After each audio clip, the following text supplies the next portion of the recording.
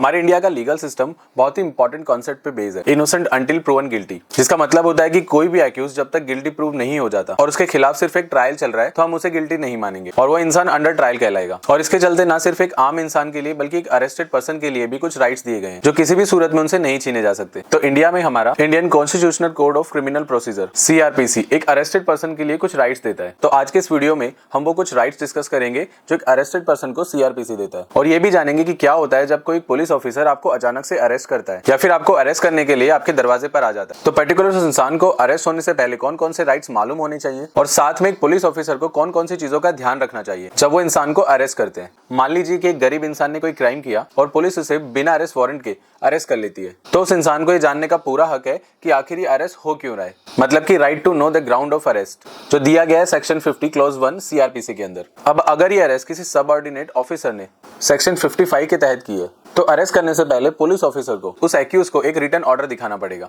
जिसमें यह लिखा हो कि उसके सीनियर ऑफिसर ने उस सबऑर्डिनेट ऑफिसर को अरेस्ट करने के लिए डेजिग्नेट किया है, और अगर ये रिटन ऑर्डर उस सबऑर्डिनेट ऑफिसर शो नहीं करता तो फिर वो अरेस्ट इलीगल माना जाएगा। और अगर अरेस्ट वारंट इशू करने की बात की गई है तो सेक्शन 75 CRPC के तहत भी ग्राउंड ऑफ अरेस्ट एक्यूज को बताना है, और अगर जरूरत पड़ी तो अरेस्ट वारंट भी एक्यूज को दिखाना पड़ेगा। तो अगर पुलिस ने पर्टिकुलर किसी इंसान को अरेस्ट किया है तो वो सवाल तो करेगी, तो ऐसे में उस इंसान के पास पुलिस के और कोर्ट के सवालों के जवाब देने का उस पर्टिकुलर एक्यूज पे डिपेंड करता है, क्योंकि एक्यूज के पास चुप रहने का पूरा अधिकार होता है, मतलब कि right to silence against self incrimination. और अगर एक्यूज चुप है तो उसे प्रोसिक्यूशन या फिर पुलिस यूज नहीं कर सकती है। अगर वो इंसान चुप है इसका मतलब वो गिल्टी है ऐसा नहीं माना जाएगा, जो दिया गया आर्टिकल 20 क्लॉज 3 के अंदर। और उसके बाद अगर वो इंसान किसी बेलेबल ऑफेंस के अंदर अरेस्ट हुआ है तो पुलिस की ड्यूटी बनती है कि उस इंसान को इन्फॉर्म करे कि वो बेल के लिए अप्लाई कर सकता है, क्योंकि एक्यूज को मे भी ये पता ना हो कि उसने जो ऑफेंस किया है वो बेलेबल है, यानी कि right to be release on bail, जो कि दिया गया है सेक्शन 50 क्लॉज 2 CRPC के अंदर। अब बारी आती है पुलिस लॉकअप से एक्यूज को कोर्ट रूम ले जाने की, चाहे वो अरेस्ट वारंट के साथ किया गया हो या फिर विदाउट अरेस्ट वारंट के किया गया हो। तो पुलिस की ड्यूटी होती है कि वो इस इंसान को बिना किसी देरी के जुडिशियल ऑफिसर के सामने लेकर जाए, मतलब कि right to be taken before magistrate without delay, जो दिया गया है सेक्शन 56 और 76 के अंदर। कोई भी पुलिस ऑफिसर किसी भी एक्यूज को 24 घंटे से ज्यादा पुलिस लॉकअप के अंदर नहीं रख सकता है बिना किसी जुडिशियल मजिस्ट्रेट ऑफिसर की परमिशन के, जो कि दिया गया है सेक्शन 70 के अंदर। किसी भी एक्यूज को 24 घंटे के अंदर अंदर मजिस्ट्रेट के सामने लेकर जाना ही होता है, यानी कि right not to be detain more than 24 hours, जो कि दिया गया है सेक्शन 57 CRPC के अंदर। तो आप ये सोच रहे होंगे कि 24 घंटे का टाइम ही क्यों रखा गया है, तो वो इसलिए रखा गया है ताकि कोई भी पुलिस ऑफिसर अनलॉफुली किसी भी इंसान को अरेस्ट ना करे, डिटेन ना कर सके और इससे एक्यूज को बचाया जा सके। हमने अक्सर ये देखा है कि पुलिस ऑफिसर एक्यूज से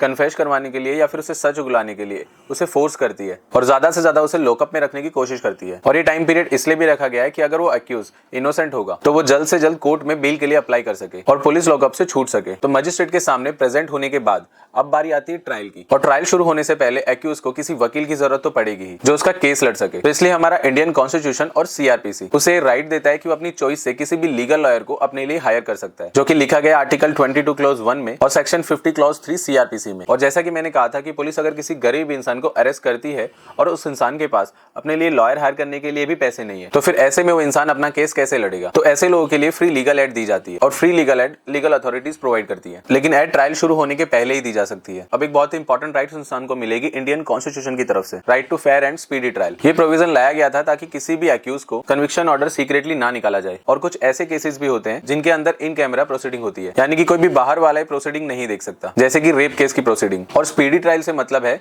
कि अगर एक्यूज ने कोई ऐसा क्राइम किया है जिसकी मैक्सिमम सजा 2 साल तक की है तो फिर पुलिस को ऐसे में इन्वेस्टिगेशन विद इन 6 मंथ खत्म करनी होती है, तो इसे कहते हैं स्पीडी ट्रायल। और अगर अरेस्ट पर्सन ने एक रिक्वेस्ट की कि अगर वो चाहता है कि उसे मेडिकल एग्जामिनेशन किया जाए तो सेक्शन 54 क्लॉज 1 CRPC के तहत उस पर्टिकुलर इंसान को मेडिकल एग्जामिनेशन किया जाएगा। और इसी के साथ एक्यूज के पास पूरे राइट होंगे कि वो अपने डिफेंस में कोई भी विटनेस बुलवाए या फिर प्रोसिक्यूशन द्वारा एग्जामिनेशन या फिर क्रॉस एग्जामिनेशन होने के बाद। अब हम जानते हैं एक बहुत ही इंपॉर्टेंट फैक्ट, आपने कभी नोटिस किया है कि पुलिस ऑफिसर ज्यादातर फ्राइडे को अरेस्ट कंडक्ट क्यों करते हैं? तो ऐसा इसलिए कि फ्राइडे सैटरडे को जनरली कोर्ट बंद होते हैं, तो एक्यूज को अगर फ्राइडे को अरेस्ट किया गया तो ऐसे में एक्यूज सैटरडे और संडे 2 दिन तो कम से कम पुलिस लॉकअप में बिताएगा ही।